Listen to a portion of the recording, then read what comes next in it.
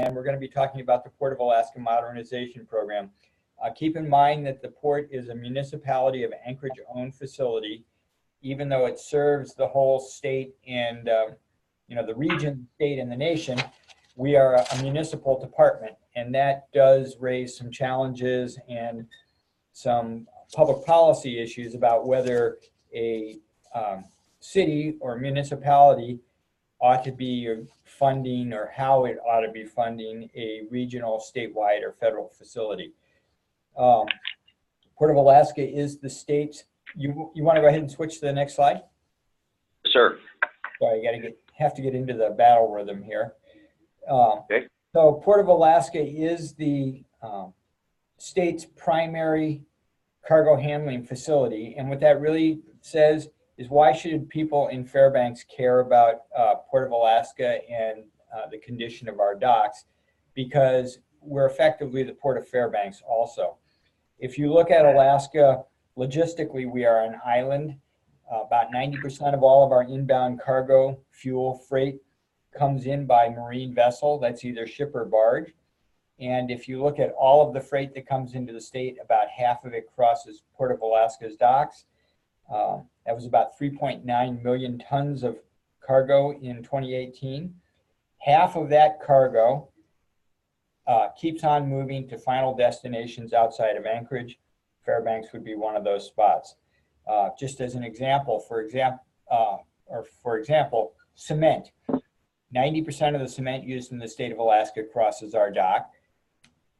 If you look at what are the three biggest cement using projects in the state in 2018, one was the Liberty Energy project up off of the North Slope. Two was Eielson Air Force Base F-35 infrastructure. And three was Pogo Gold Mine. So most of that cement crosses our dock, gets loaded onto rail cars, and heads up to your neck of the woods for distribution to other points. So we have to keep in mind that with cargo, it's all about the network, and Port of Alaska directly feeds Fairbanks. Something like 85% of Alaskans use goods that have crossed our dock on a regular or weekly basis. And I would argue that 100% of Alaskans get secondary benefits because we're so important to the industries that support our state, oil and gas, for example. You want to go to the next slide? Okay. So the next question would be, how can it possibly cost $2 billion to fix Port of Alaska's docks?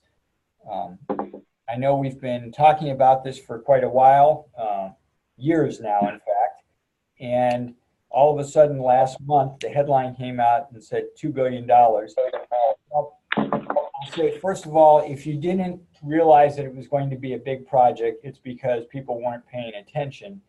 But secondly, it's not really a $2 billion project. Those headlines are talking about how much the program would cost if we built everything that everybody says they want. And that's the all-in cost. The trick is, we don't have $2 billion.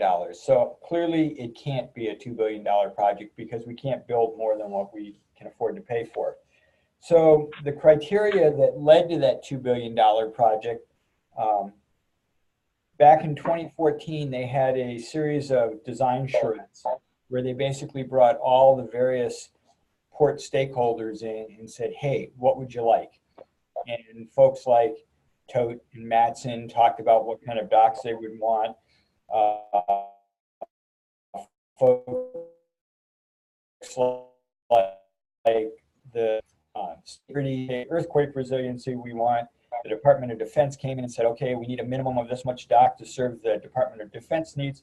And when you put all of that stuff together and then add in some evolutions of the design that have come along as, for example, the seismic experts have come in and doubled down on the seismic resiliency they thought would be appropriate.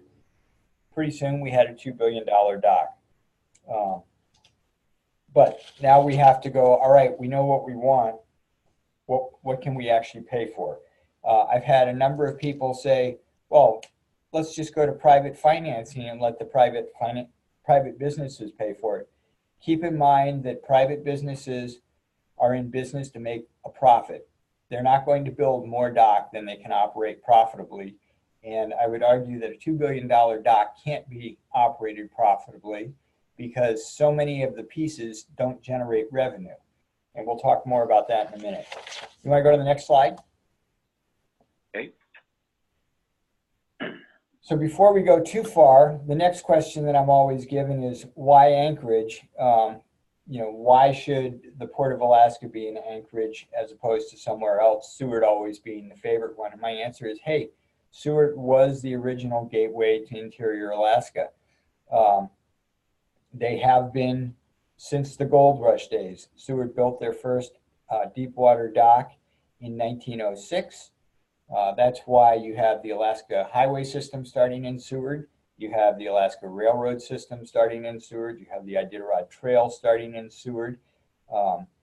Seward was the original gateway.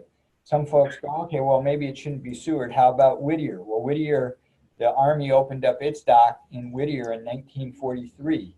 So both of those docks predate Anchorage by decades. You want to go to the next slide? Anchorage finally got around to getting into the port business after statehood. Main reason was nobody built a deep water dock in Anchorage because it was a really challenging place to build a dock. In nobody's mind was Anchorage going to be the main port for the state of Alaska. When the city opened up the dock in 1961, the main driving force was for the dock to support local economic development. What they were really looking to do is try to ensure that they could get weekly service so that they can keep fresh or relatively fresh food on the local grocery shelves. Conventional wisdom was Seward would remain the main dock for Alaska just because Upper Cook Inlet is such a challenging place to build a dock. You have 40-foot tide swings, 6-knot current at the dock face, all the silting. It's just a really challenging place to build a dock. And importantly, it takes 2 extra days for a vessel to get to Anchorage, for a barge to get to Anchorage from Seattle as compared to Seward. Fast forward to Good Friday earthquake in 1964. Every single deep water dock in South Central Alaska was destroyed with the exception of Anchorage. It was not the shaking that destroyed all the docks. It was the tsunamis. We accidentally discovered that Upper Cook Inlet was tsunami proof. Okay, now you can switch it. Okay. So that tsunami, or those tsunamis and the earthquake, instantly turned Anchorage into the port's main inbound cargo hub for the simple reason it was the only one that was operating. So Port of Alaska went on to play a critical role in South Central Alaska's earthquake recovery. It has grown with the state. As it's grown, public and private interests have invested hundreds of millions of dollars in infrastructure that leverages the value of the docks.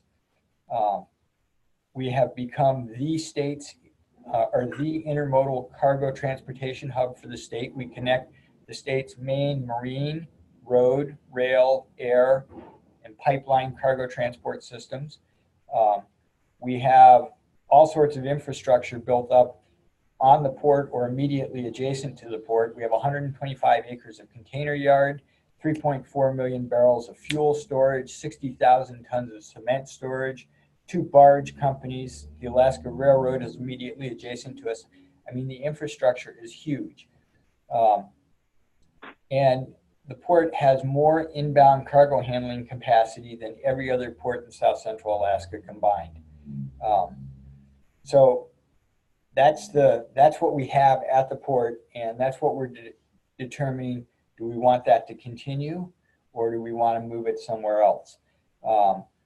Just as a business proposition, the port's business is relatively flat and tied very closely to the state's population. if you want to predict whether port business is going to go up or down, look at what the state population is doing. It's almost a perfect tie. The state's population goes up, our business goes up. State's population goes down, our business goes down. You want to go to the next slide? Okay. So if the initial role of the port was to support economic development in the Anchorage area, it has evolved over time. We now have three real functions. One is the commerce function, which is basically supporting statewide cargo service and economic development associated with that cargo service. Two would be national defense. The first thing about commerce generates virtually all of the revenue that the port earns, and the port has operated in a cash positive manner since the earthquake. In other words, we are not supported by taxpayer dollars, and in fact, we pump some money back into the municipal government. Our second big function is national defense. We're a commercial strategic seaport. Basically, what that means is we are a key piece of national defense infrastructure. We have an agreement with the Department of Defense with regards to how much port we can make available for them on a very short notice if they, for instance, have a deployment to Korea. The trick with being a strategic port is we get paid for the DoD related cargo that crosses our dock as regular commerce. We don't get any extra funding, for instance, for promising that we can deliver 2,200 feet of dock in less than a week's notice. That's an operational expense we bear, but we don't make any money off of it. The third mission that we've evolved into is earthquake resiliency disaster recovery. Basically, every single federal and state natural disaster response plan fails as soon as the Port of Alaska fails. We're just critical resilience infrastructure. You want to go to the next slide?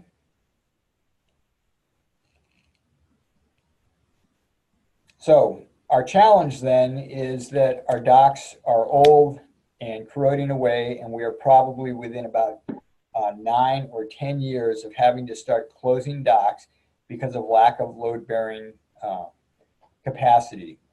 Basically, the pilings underneath the dock are rusting away. And I won't spend a whole lot of time to convince you of that. If you want to go to the next slide. So given the reality that this dock is failing, we have to ask the question, okay, well, what's the best way to meet the public need for cargo transport? And then also for the DoD purpose and for the disaster recovery purpose.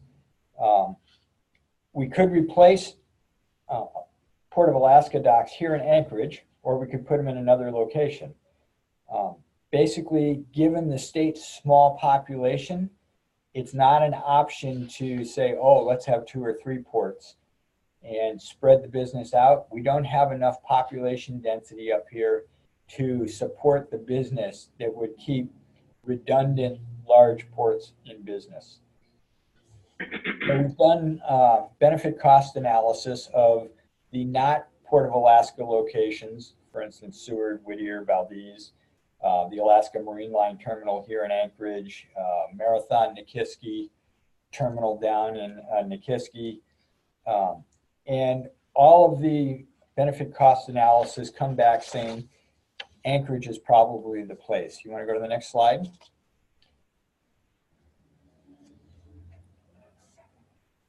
Port of Alaska / Upper Cook Inlet construction is really expensive, and it's difficult, but it's better than all the options. It avoids significant logistical costs associated with bringing cargo into, say, Seward or Whittier. And it also avoids all sorts of costs that would be associated with expanding those ports and with expanding all of the non-port infrastructure that would be needed to support those ports, rail, roadways, that sort of thing. When you look at all of those other locations versus Anchorage, the cost of fixing Anchorage's docks is far less than the cost of upgrading the other facilities, and then the operating costs that would be added. And then on top of that, you have the problem of Seward, Whittier, and the other ports all have multiple single points of failure that could come into play, and we have the tsunami risk. So as a result, Anchorage is really the place to have the Port of Alaska. You want to go to the next slide? Okay. So they first started dealing with this problem back in the early 2000s. You may remember the Governor Sheffield project, the Port Intermodal Expansion project. That was a largely federally funded project that has failed. You can see on this slide what that project proposed to do. It would have more than doubled the length of our dock. It wanted to build a sheet pile wall the entire length of that yellow line. And you can see where the existing docks are. That project crashed under its own weight, either because of design problems, construction management problems, construction problems. You pick the problem, it failed. The project was suspended in 2012, and we moved on. So in 2014, we started the design charrettes, and go ahead and go to the next slide. We started the design charrettes that basically came up with the Port of Alaska modernization program. And this program was not an expansion. It was merely a replace Anchorage's docks with modern docks that will improve operational safety and efficiency. And the big operational improvements are associated with the fact that the current docks are 1960s era docks, back when ships were smaller and shipping technologies were different. So the new dock would be built to modern standards. Just as an example, current berths are 35 feet at low mean water. The new docks will be 45 feet at low mean water. We need those bigger docks to handle modern ships. A lot of the tankers that we get will draft somewhere in the neighborhood of 40 feet. So what they have to do now is they play the tides. They'll hang out in Upper Cook Inlet until we have an incoming tide. They'll come in with the incoming tide, tie up, hook up, start pumping.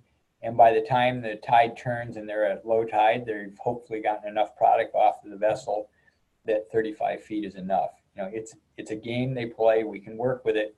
We would rather be more efficient and safe and have a deeper dock.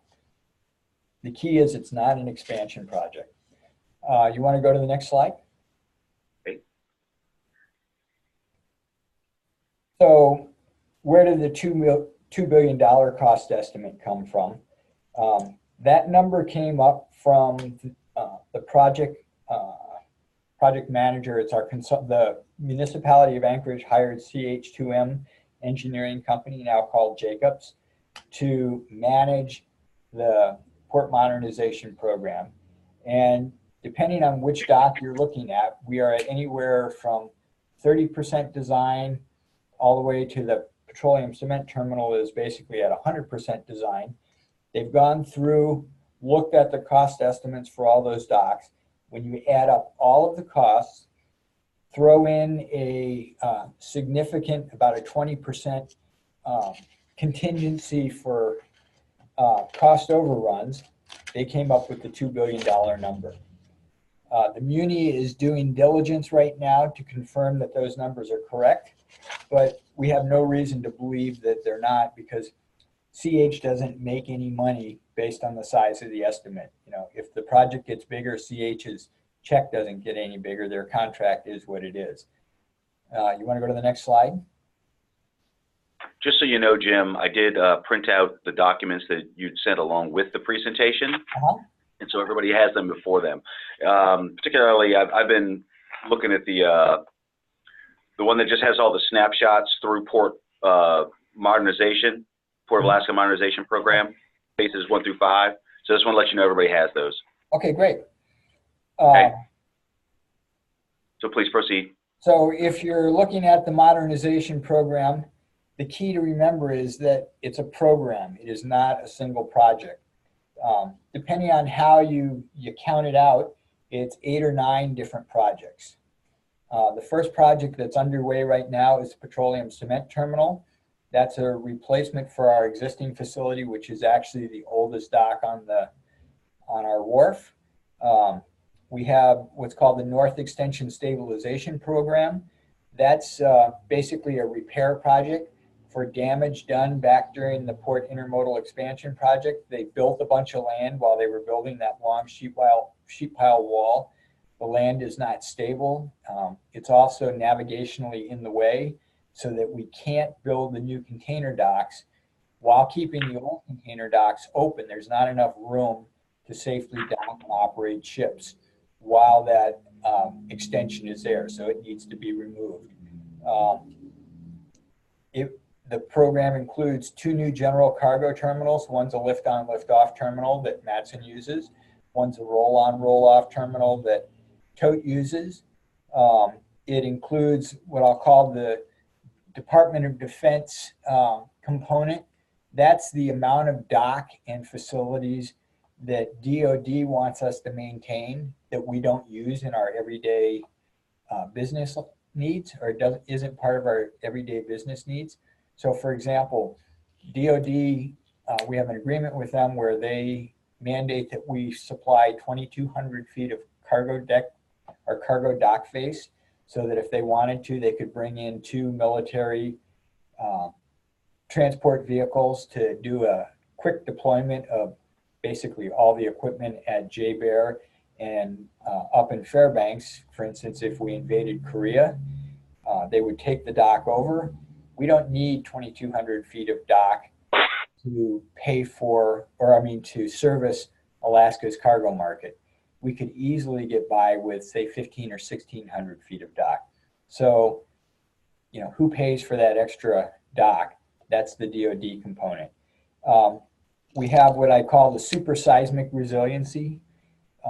Basically, the disaster recovery people have said, hey, if we have a big earthquake, Port of Alaska has got to survive. We do not have the benefit of redundant ports. So we have to harden this port to ensure that it will survive the earthquake. One thing to keep in mind, the current dock, we could not build the current dock today. It's not even close to modern marine construction standards, yet it has survived for more than half a century and survived several major earthquakes. So the question is, do we really need the super resiliency? Another project would be the user requested enhancements. This is pieces of the project that the private companies will pay for. For instance, Matson wants 4 100-foot gauge cranes to replace the 3 38-gauge cranes we have today. Matson will pay for those, but that number is still rolled into the $2 billion.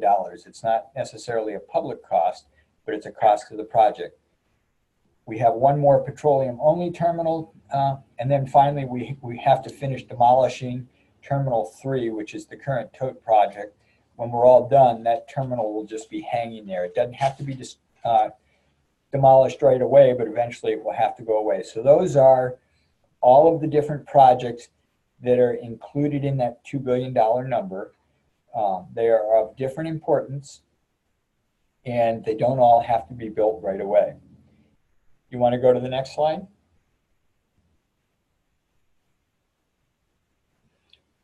So the first project, which is the petroleum cement terminal, is underway. In summer of 2018, we did, they called it deep ground mixing. We basically went in and hardened the soils in the area where the new terminal, the trestle to the new terminal will tie into the shore to make it earthquake resilient. And the good news is when we had our 7.0 earthquake in November, that hardened area survived with no damage whatsoever, despite the fact that it had a cement dome with about 40,000 tons of cement right above it. Land on either side of it showed some cracking, but where we hardened it up, it worked. The plan is in summer of 2019, so this summer, we already have contracting in place to go do all of the shoreside stabilization for the new dock. So if you're looking at this picture, It's all that shore where it's yellow. All of that will be done. We will move the, what we call the south floating dock or the south float. From right now, it's immediately to the left. You can see it in the photograph. It's immediately to the left of the where the new dock's going to be, and it's going to move down to the south end of the port, the far right side. And we're going to do the transitional dredging. This transitional dredging was a little bit of a surprise to us. The original plan for this dock had it about 50 feet from where it is now. And if we'd been able to put it in that location, the water was already deep enough and we basically didn't have to do any transitional dredging. Corps of Engineers about a year ago said, hey, we need you to move it just a little bit to change the alignment of the docks. That move cost about $20 million worth of dredging. So one of the questions people have asked is, well, why does this project keep getting more expensive? It's because of one of the reasons is because of regulatory requirements like, oh, move the dock 50 feet, add $20 million worth of dredging. So that work is underway. Did they say why? What's Jim, that? did they say why it had to be moved 50 feet? Because it works with their dredging plan better. And I'm not going to argue whether it's the right decision or not. You know, that's engineers have made that call. I'm not an engineer. I'm just saying that those are the sorts of things that when people ask, why does this thing keep getting more expensive? It's because you have, you know, unforeseen things like, oh, in order to get your permit, you need to move it 50 feet. Okay. So the plan is we are in the process of for construction of the first phase of the petroleum in-water facility in summer of 2020. We expect to be on the street with the bid documents here in a couple of weeks.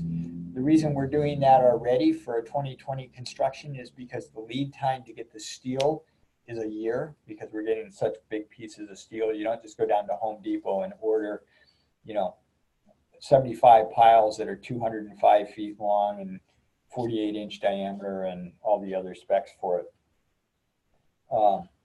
We don't have enough money in our pockets right now to build the entire dock.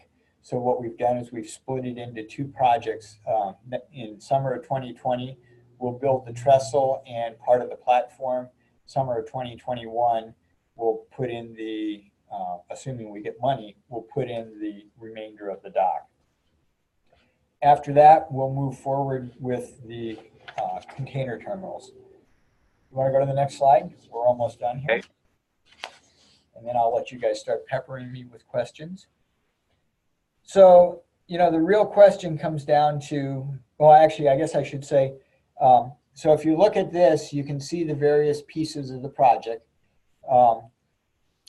Another thing to keep in mind with that $2 billion number, it's not all money that's going to necessarily have to come out of the pockets of Anchorage cargo users or Alaska cargo users. That whole north extension piece where you can see we're going to remove all that land. We're in litigation right now with MARAD. We expect to have a trial date next fall. And the MARAD litigation is basically for the damages, the cost of removing that land. So that's somewhere in the neighborhood of $250 million.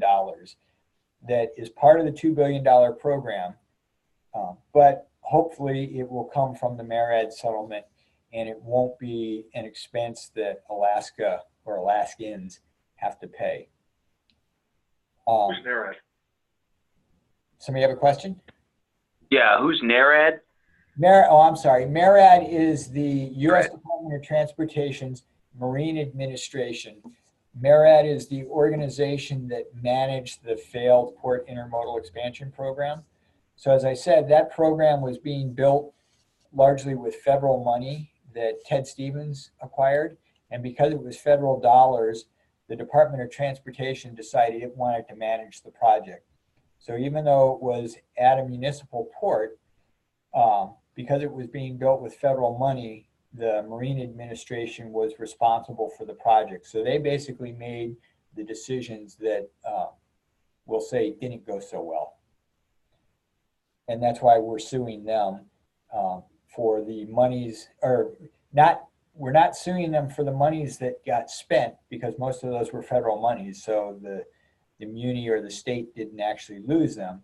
But what we're suing them for is the damages, what we have to go back and fix now that that project failed. And that's the $250 million to remove this north extension that was improperly built. And interestingly, that north extension, the area that the engineers have said this is not stable, if you go and look at where most of our worst cracking and ground failures during the November earthquake were, they're in the north extension. So, you know, the engineers, we had a test, and the engineers got the answer right, it looks like. So if you want to look at what the various phases of the project are, the petroleum cement terminal is about 13% of the overall project cost. Could it be built cheaper? Well, sure, we could probably go back and take off the super seismic. But in order to do that, we would have to stop the project and give up a year of construction in our relatively short period. So the decision that the Muni is working with now is that that design is done. We're moving forward. We could probably build it a little bit less expensively if we didn't have to have the super seismic rating. But other than that, it's a done project, or it's a design project. We're moving forward, and we're actually in negotiation right after this meeting. In fact, I'm going to be dealing with tariffs again. We're getting ready to announce our tariff increases that will be used to back the revenue bonds that we're anticipating we'll have to issue if the state does not come through and give us some money for the port. If you look at the two cargo terminals, those are something on the order of $1.2 billion of the overall cost. So that's really the big nut of this thing. That's about 63% of the cost of the project. The super seismic enhancements overall port-wide, that's about 8% of the program. The DoD strategic port enhancements, that's somewhere in the neighborhood of 16% of the program. So, you know, that just gives you an idea of, gee, where can we cut some costs out of this thing? Well, for instance, if DoD wants to come and write a check, we can build the dock the full length they want. If they don't come through and write a check, well, we're going to have to look at renegotiating our DoD requirements, because we can't afford to build that dock. That dock does not generate any additional revenue because it's above and beyond what we need to support commerce. So it's purely an expense. We can't do a revenue bond on it. For some reason, the bankers will only lend money on portions of the project that will generate revenue that will pay them back. So, you know, that. When you say, hey, Jim, yeah. When you say that dock, is that something that would be on the image that is before us right now? Yes. You know, would Terminal 1, Matson, Terminal 2, Tote? Yeah, and at some point, the terminal designations are a little bit artificial, because we call them Terminal 1 and Terminal 2 because that's where Tote and Matson would pull in for their lift-on, lift-off, and roll-on, roll-off service. But they're both longer than Matson or Tote need for their vessels, so that we overall have more total dock face than we would need to service Tote and Matson. So that, for example, if the military wanted to bring two of their 1,000-foot transport vessels up, they could pull them up to this dock and operate them, and they would overlap the Terminal 1, Terminal 2 lines, but, you know, it's a continuous dock.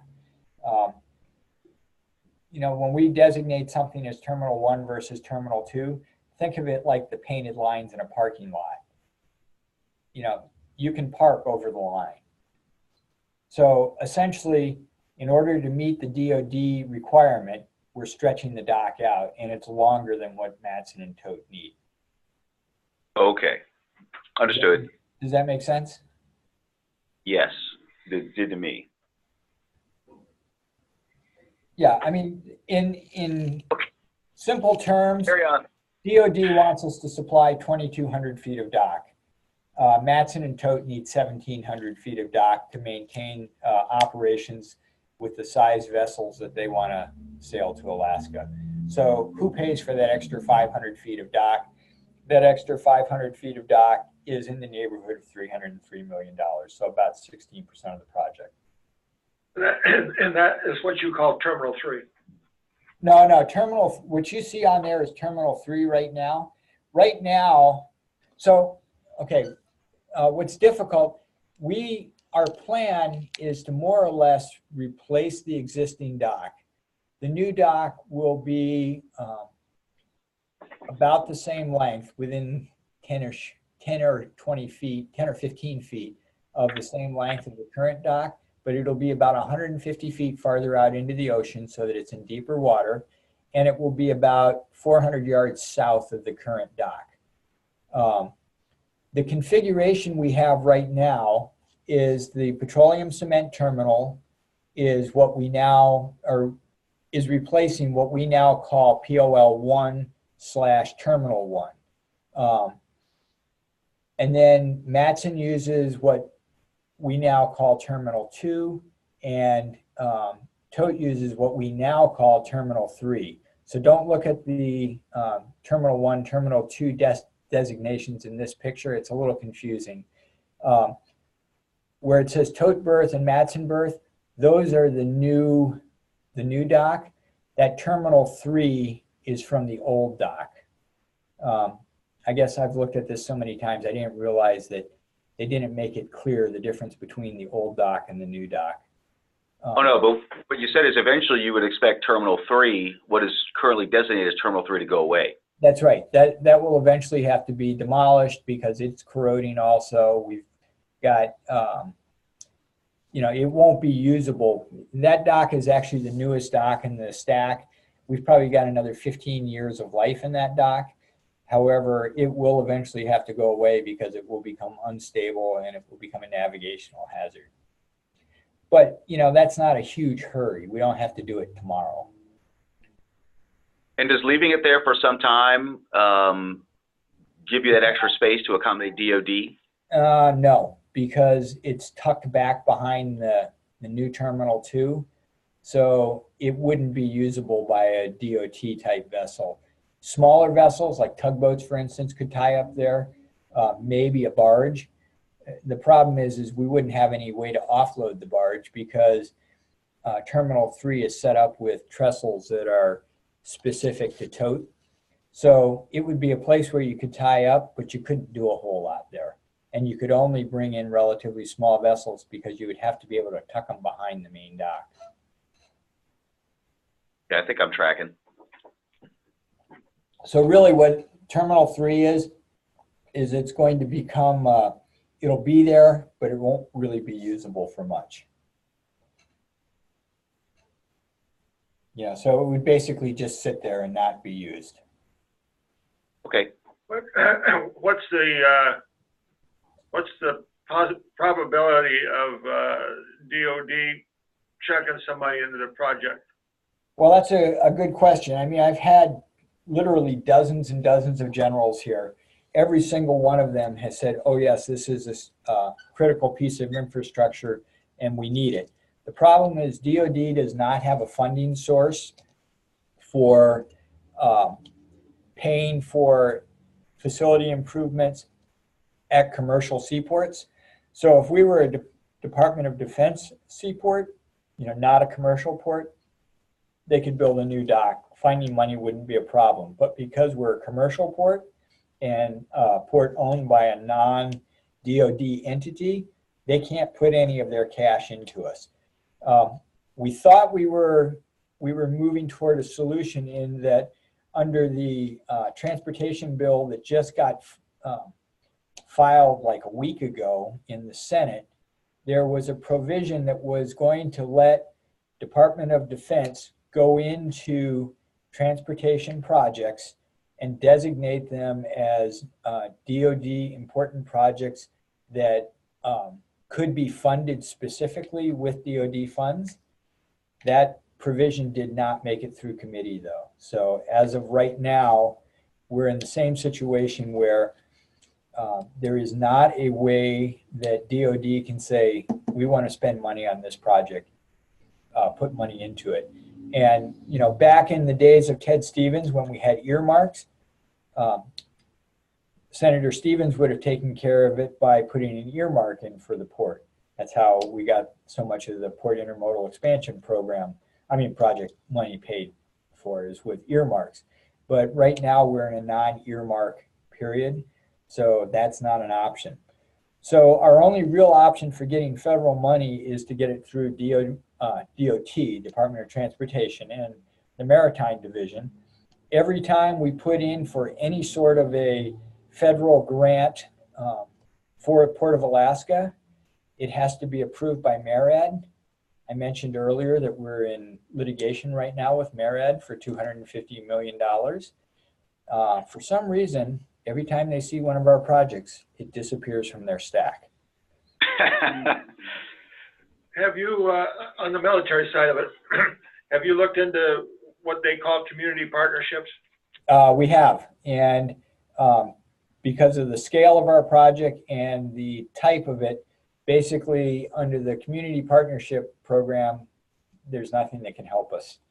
But we have looked at that, and DoD's, you know, DoD, they're a little bit disjointed.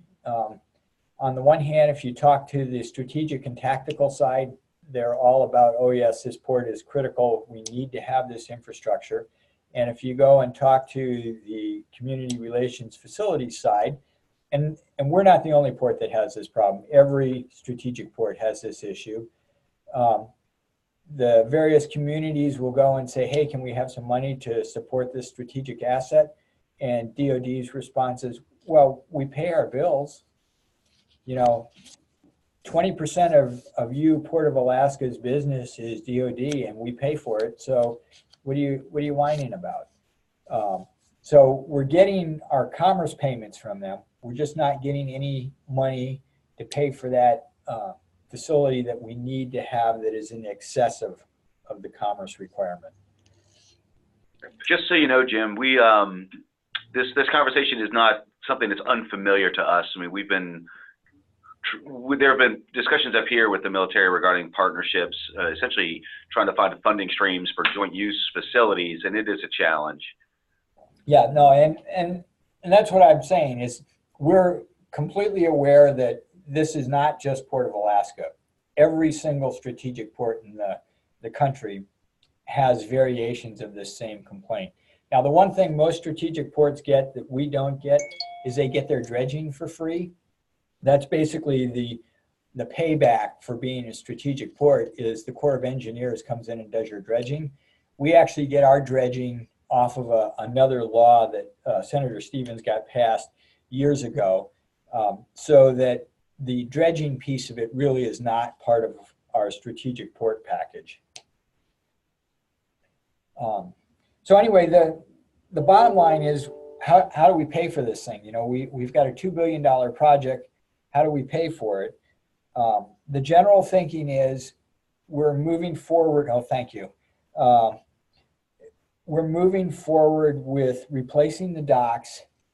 We are asking for state money. We are asking for federal money, but we're also setting ourselves up to be able to go out and do revenue bonds, borrow the money, build it with a revenue bond, and then repay the revenue bonds with revenues generated from tariffs and other fees that are associated with the cargo that crosses the dock.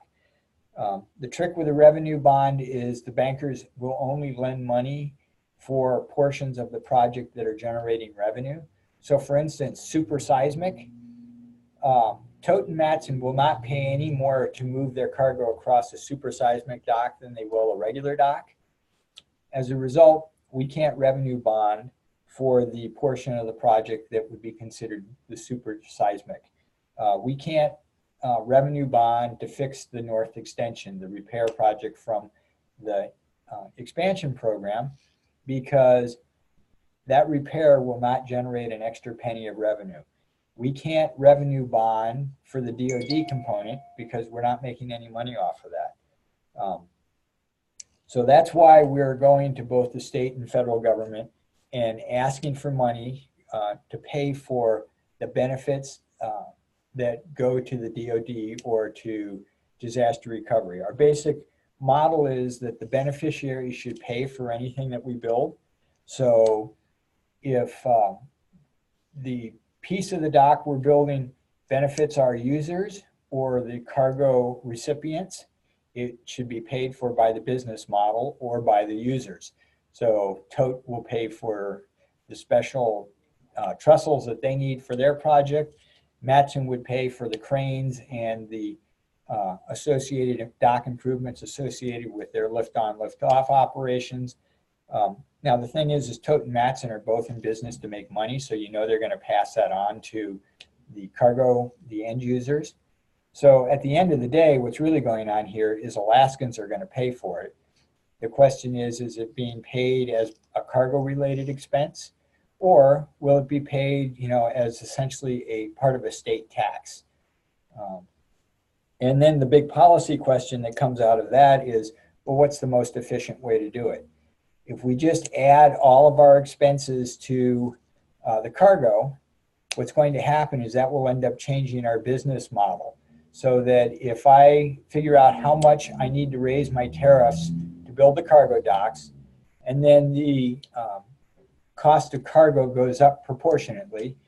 If you are, for instance, Fred Meyer bringing up produce, you're going to have to add a nickel or a dime to a head of lettuce in order to bring it across our dock. Well, you go, if I bring it up on a ship across Anchorage's dock, I can get it from Seattle in 2.5 to 3 days.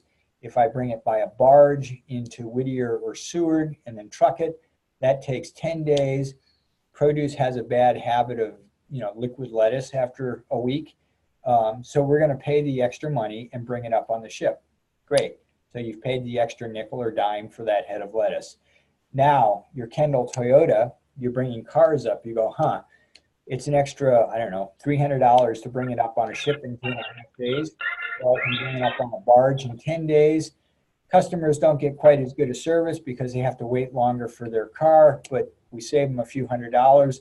We're going to bring our cars up on a barge into Whittier. Well, now what happens is I still have to pay for the same dock.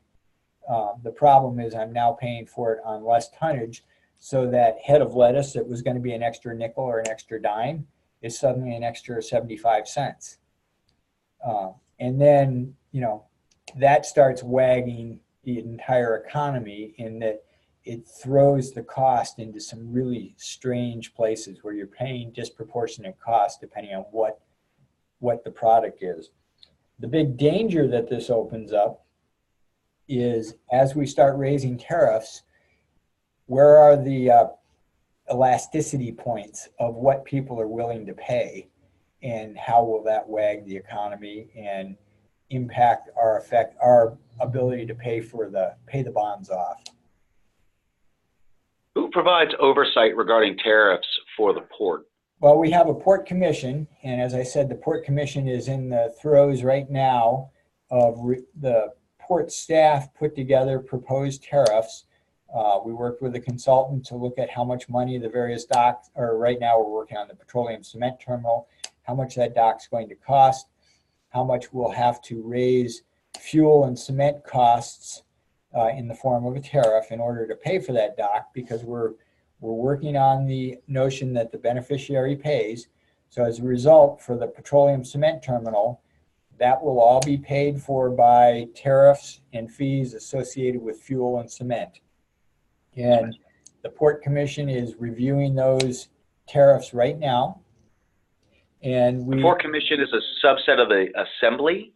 No, the Port Commission is an independent group appointed by the mayor and the Assembly.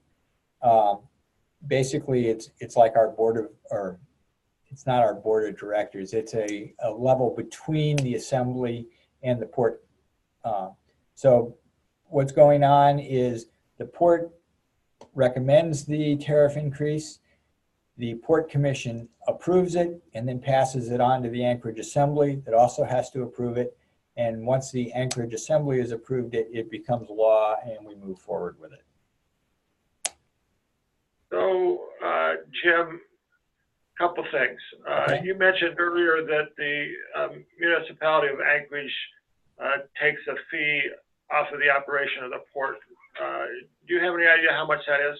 Yes, I do. And they actually have a couple of different fees depending on what you're talking about. They have a payment in lieu of taxes that they make every year.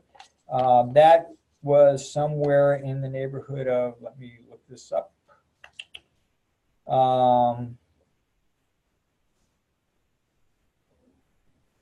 $1.4 million a year.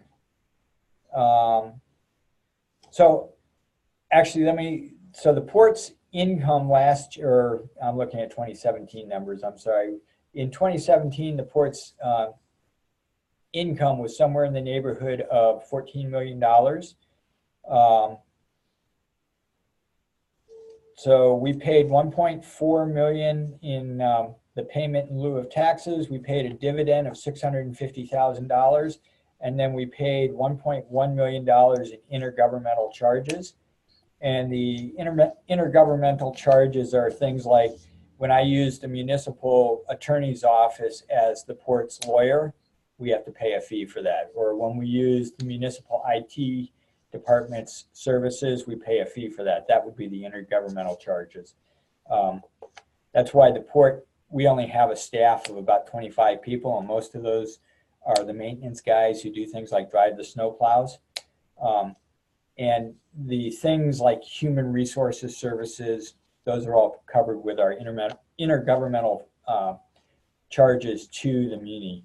So total, we're talking 2.5 and just over $3 million a year goes to the city in payment in lieu of taxes, a dividend, and then the IGCs. Okay. So they're not getting rich off of us. And if you look at the liability associated with owning the port, you know, the liability, for instance, of having 3.4 million barrels of fuel on muni property, and if something goes wrong, who's responsible? It's actually not a very good deal for the city. Could you walk through the stack of monies that would pay for the port?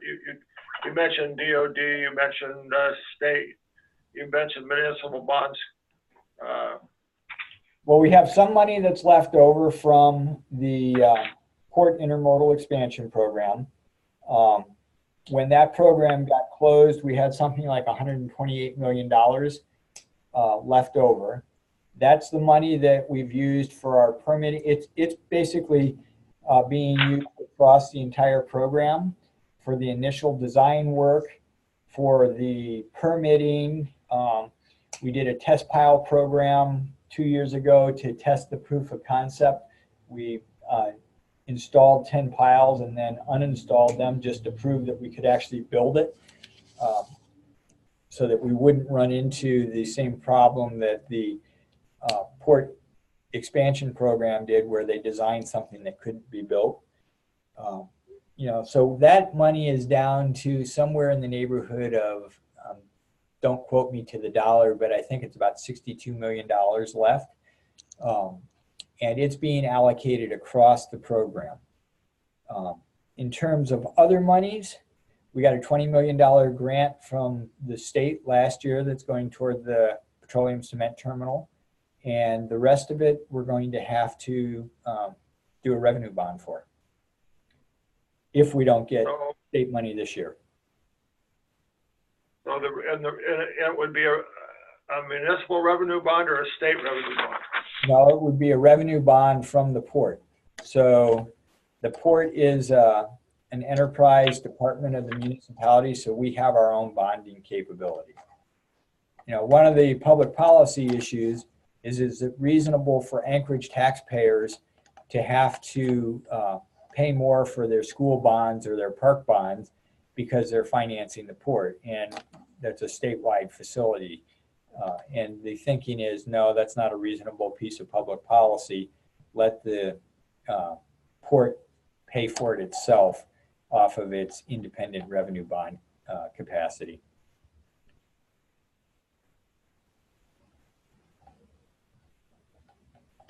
Okay. Other questions, Carl? So Jim, in this case that you're talking about a lot of money and increasing tariffs. What's that going to be? What's the bottom line for the customer and businessmen? What type of increases are we expected to see? Well, it's going to be that's a great question. And you can look at it in a couple of different ways. If you just in gross terms if you look at the folks who are living in the rail belt, it probably ends up being somewhere in the neighborhood of $12,000 to $14,000 spread out over 25 or 30 years per household. And you go, okay, well, that's not that horrible. No, I'm sorry. Did I say that? I said that wrong. I'm sorry. $1,200 or $1,400 per household spread out over 25 to 30 years, depending on the exact final design. That's for rail belt households. If you look at it in terms of what it's going to do to your individual goods, well, that's going to be very dependent on the elasticity of the shipping costs associated with the goods. So I think what we're anticipating is going to happen is with some goods, even with the tariff increases, the shippers will say, well, it's more efficient to continue to use the port, and say a gallon of gas maybe will go up 4 or 5 cents. On the other hand, some goods, they may say, we're going to ship those by barge, and then that's going to have the effect of wagging the cost of the goods that are still coming up on a ship and making their price increase even greater.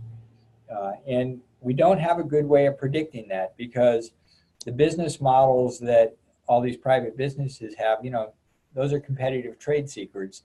And, we can ask, but we don't tell, the cement companies or the fuel companies, for example, won't tell us, well, if you raise the tariff 2.2 cents per barrel, that's when we're going to stop using you. They won't draw a line that says, yep, this is where we change. And with each company, because of their various advantage, the various business things they have in place, that number is in a different spot. Marathon, for example, owns a pipeline down in Nikiski. At some point, they could say, it's cheaper for us to dock a ship at the Marathon facility in Nikiski and then send the fuel up via pipeline. Crowley, on the other hand, doesn't have that option. Their option would be to say, well, we'll bring a ship into Seward or Whittier and then use a train to bring it in. That's a lot more expensive than a pipeline that's existing. So we're not exactly certain what the end impact will be. So, and then the other respect is, if you've only did the comparison of barge versus steam vessel, but it's got to be a point where the businessman has got to say, okay, if I can get a truckload, I can haul it up here, and there's got to be a breaking point between the ship over water versus over land. Yep, no, that's absolutely true. Right now, about 5% of the goods come into the state by truck. The reason most of those goods come in is not because it's cheaper. It's actually more expensive, but it's for schedule adjustment. So the container ships right now come in on Sundays and Tuesdays. If you're Fred Meyer in Fairbanks and you want to have your produce on sale on Saturday, you want to have a sale on blueberries on Saturday, well, it doesn't make sense for you to bring it into the state on Tuesday and let it sit around and get old for 3 days before it goes on sale. So what you do is you pay a truck with 2 drivers to drive it up. It will cost probably somewhere in the neighborhood of 7 or 8% more to get it to Fairbanks, but you can get it up on Friday so that it's fresher on when you put it on sale on Saturday, because the truck drive takes about the same length of time as the ship ride. However, the problem with that truck solution is there's a huge expense that nobody's paying attention to, and that is all the highway improvements that the state would have to make. So you can go, well, gee, the state's going to save all this money by not financing the port, but as soon as you decide not to finance the port, you're going to have to support that cargo coming into the state somehow. That's improvements to the road system. Those are expensive too. And they have lots of single points of failure. And the disadvantages of all the extra congestion on the road. You know, so it's not without costs. And Jim, I'd have to say, you know, the questions that are being asked, your responsiveness is, you've really done your research. The question I have is, you know, there's a model for everything. Mm-hmm. Is there anything in your responses that you attest to from modeling? Well, we had the McDowell Group do the financial analysis that we've had. And those have basically set where the bars are. The McDowell Group has figured out sort of how much cargo is coming up by what means and into what ports, and they've established all those percentages.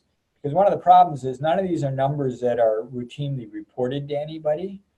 But what McDowell Group tells us is that they don't have a good model for understanding the elasticity, the price elasticity of what the impact of various cargo tariff and fee increases will be, because Alaska is an unusual market. We have a relatively small population base, 750,000 people, at the end of a very long supply chain. So you can't really compare our business to, for instance, what happens if you do a tariff increase in, say, Tacoma, because we don't have the redundant ports. We don't have the easy substitution of rail or truck or air. Well, we have air, but air is so much more expensive. It's not even a comparison. You know, one of the things with a tariff on our port versus, say, Tacoma, if Tacoma was going to build the same dock, they would say, okay, we're going to do a revenue bond based on tariffs. Well, right away, half of that tariff is being paid on outbound cargo that's going to cargo users in, say, Asia or up here in Alaska. So that means half of the tariff is being paid by somebody who's not in Washington. Then you go, okay, inbound cargo, with 60% of Tacoma's inbound cargo gets put onto a truck or a train and keeps going east and ends up in places like Omaha. So that means at the end of the day, less than a quarter of that tariff is actually being borne by Washingtonians. Here in Alaska, virtually all of our fuel and freight is inbound. And then when it gets into the state, it stays in the state. That means that Alaskans are paying basically all of the tariff. And as a result, you know, the models that you use for the elasticity of the tariff just don't apply up here. And we get wagged by them more.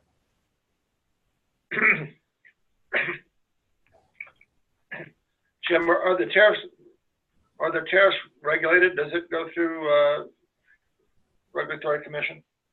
They do not go through the Regulatory Commission of Alaska. You know, one of the challenging things that ports have in Alaska, as I said, we're a maritime state. 90% of our inbound cargo comes by ship or barge. If you look at our main export industries, whether you're talking oil and gas or just main industries, oil and gas, mining, timber, fishing, tourism, they all rely upon marine ports. You know, we don't have a single person in state government responsible for ports. There is no, you know, sub-clerk in the Department of Transportation who tracks the amount of cargo coming into ports, or who coordinates port planning, or who advocate for ports in Juneau. And that's a big part of the challenge. How do we get this out, and how do we have a port strategy for the state when we don't even have somebody at DOT responsible for ports. Highways, you have 3 different highway regions in the state. Airports, we have 3 sub-commissioner level airport officials in the state. Railroad, we have the entire Alaska Railroad dedicated to railroads. Pipelines, there is a division in DNR that's responsible for pipelines. There is no regulatory or funding oversight for ports, none, period. The marine ferry system, or marine highway system, but that's not ports. Okay, other questions? And that's a big challenge. Yeah. Jim, on one of your brochures, you do show a picture of a passenger ship in there. Uh-huh. What is, and I know it's small, but what is the percentage that the cruise ships that you recover Tiny. from? It's really tiny. We get typically 10 visits per year from cruise ships. We are less than 0.5% of the state's cruise ship business. So it's basically an extra service that we have. It's not a line of business. One final question, Jim, is you've talked about the cargo carrying ships, Matson and Tote, and you talked about the cranes that they would install. Have they committed to funding any of the projects that you've talked about? Yes, Matson is ready to fund the 4 100 gauge cranes and they basically funded the 3, or the predecessor of Matson funded the 3 38 gauge cranes that we have now. The challenge is that a 100 gauge crane, what that means is there's 100 feet between the rails that the crane runs on. Well, a 100-foot wide crane needs a really wide deck in order to operate. And building a deck to support a 100 gauge crane costs a lot more than a deck to support, say, a 38 gauge crane. Who pays that delta? They need the bigger cranes in order to service modern ships because they're taller and they have a longer reach. The 38 gauge cranes, 100 gauge is the standard on the West Coast now. I mean, even Kodiak and Dutch Harbor have 100 gauge cranes.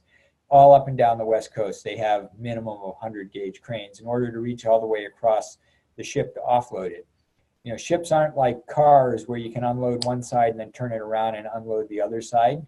You have to be able to load and offload at the same time so that you can maintain your weights and balances. So they need that clearance to handle modern ships.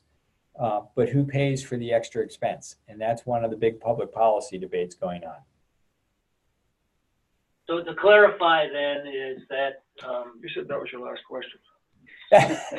To clarify then is that the Port of Anchorage would have to pay for the increase of dockage for those cranes.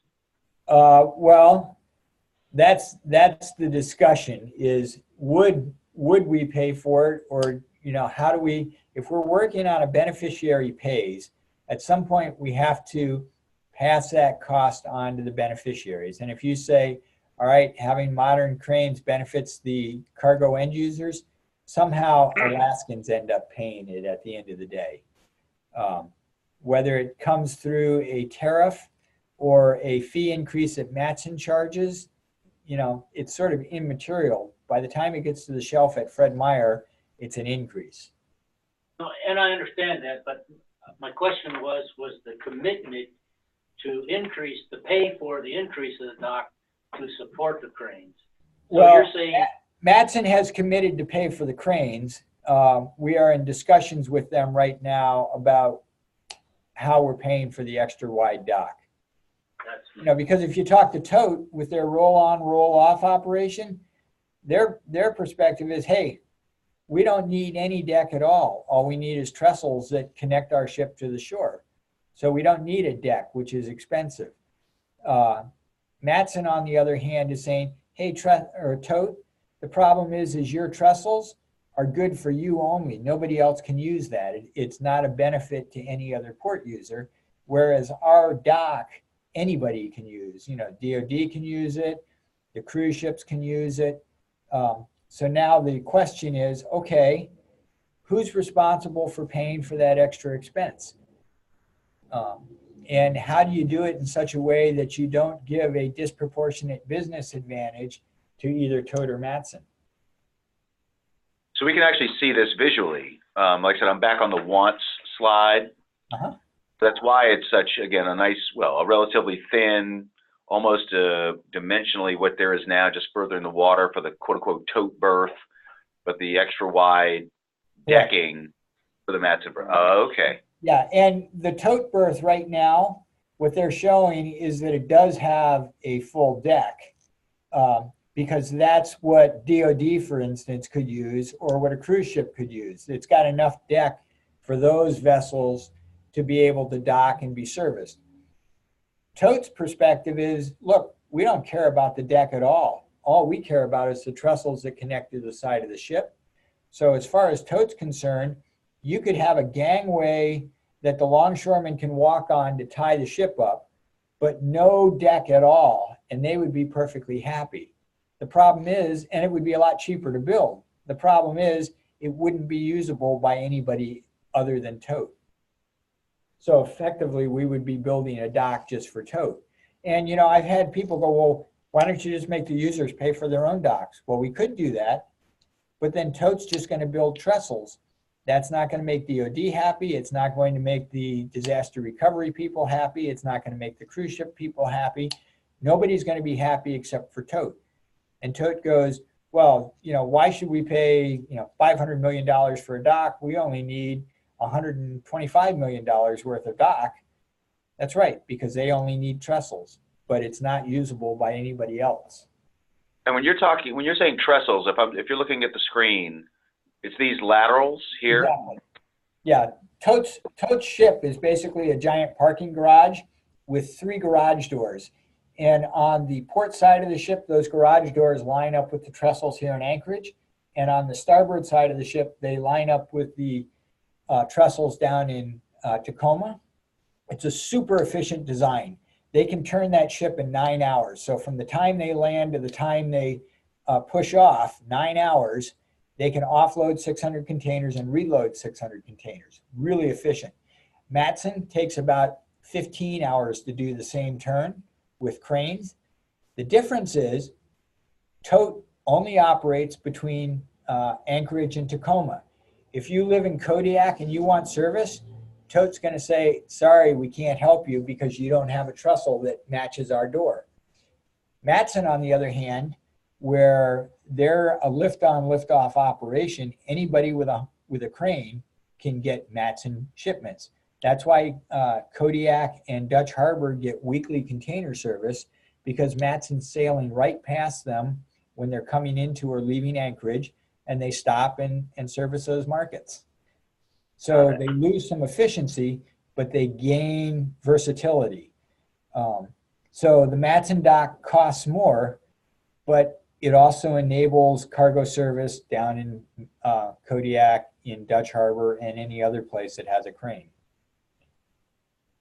Okay. So now I understand now what you meant when you said Tote doesn't quote unquote need the decking. That's right. They could actually buy with just these laterals. That's right. Okay.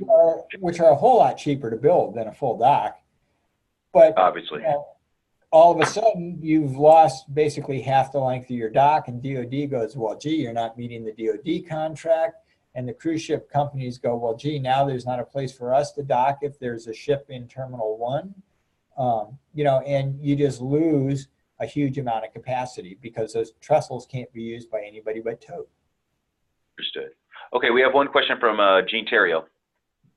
So with the economic constraints that you've talked about, as far as how high you can raise your tariff before you start losing customers to other means of transportation, what does your bond counsel tell you you can raise with your revenue bond authority? Well, that's a good question, and it depends on which facility you're talking about. If we're moving forward with a beneficiary pays, You know, we've gone through and we've done the calculation for, right now we're working on the petroleum cement terminal because that's the dock that we're getting ready to build. And one of the big challenges is before the bond or the lenders will lend, they want you to demonstrate that you have a reliable stream of income. So even if we're not going to borrow the money for a year or two, I've got to have the tariff in place now to demonstrate that all the business isn't going to go away when I raise the tariff. I need to generate about, right now we have $14 million of annual income. I need to add another $20 million of annual income in order to sell bonds to pay for the unfunded portion of the petroleum cement terminal. So I'm going to more than double my annual revenue because of the bond increase. Now, that number can be reduced somewhat if the state says, hey, tell you what, we'll guarantee the bond. If for some reason the port can't pay it, the state would pay it. By doing that co-sign, you know, that could save us a couple of $1 million a year in interest payments. But basically for the PCT, about $20 million a year of additional revenue. Does that answer your question? Yeah, that's helpful. Thank you. Well, Jim, we appreciate the information. Always, as always, if you have additional updates, you'll get a hold of us. We'd love to have you back on board. And in the meantime, it'll be interesting to see how the Port of Alaska project moves forward. Well, I expect that you're going to see us in the news quite a bit. You know, I think one thing that's going to happen is there is a movement afoot to have some sort of a general obligation bond that the port would be a big piece of. We'll see what happens with that. You know, interestingly, one thing that we thought was going to happen, if the governor had killed the Knickarn Crossing Bridge, that's got some $400 million worth of bond, or actually I think it's $500 million worth of bonding authority that's unused and just hanging out there. And they're spending something on the order of $20 million a year just in ongoing costs to keep that project alive. If they had killed that project off, that $20 million could have basically been redeployed to pay, you know, to pay off a bond for the petroleum cement terminal or pay portions of, you know, bonds for several projects. However, I think just yesterday, the governor basically breathed some life back into that program. So that's not going to be an option. So our best shot is probably a general obligation bond for the state. Okay, well, thanks again, Jim. Okay, well, thank you. Bye-bye. All right, sir. Thank you very much. All right, take care. All right. Okay. Well, I have everybody here, as you saw from the notice. Next week's meeting, we'll do round 2 on the Indian lands into trust, Alaska Native lands into trust issue. We have a professor emeritus from the university to come discuss it a little bit further. Okay.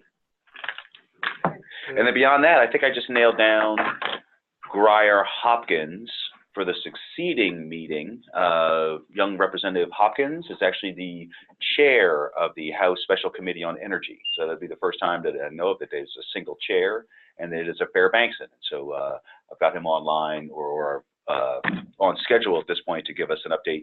Well, we can talk to him. He'll talk to us. We can see if he what his legislative priorities are. Energy priorities might be on a local and statewide basis. Otherwise, we'll just talk to him about it. Okay. All right. Thanks, everybody. So what date do you have, Brian? And Jomo, I'm still on. Well, I know. I'm not kicking you off. All right. But you can hang up, sir, if you'd like. Let's see. Where's my calendar? So let's see. We have, yes, we have Native Lands into Trust on the 5th, and then Grier currently scheduled for the 12th, March 12th. Okay. All right. Thanks a lot, everybody. We're going to go and shut her down.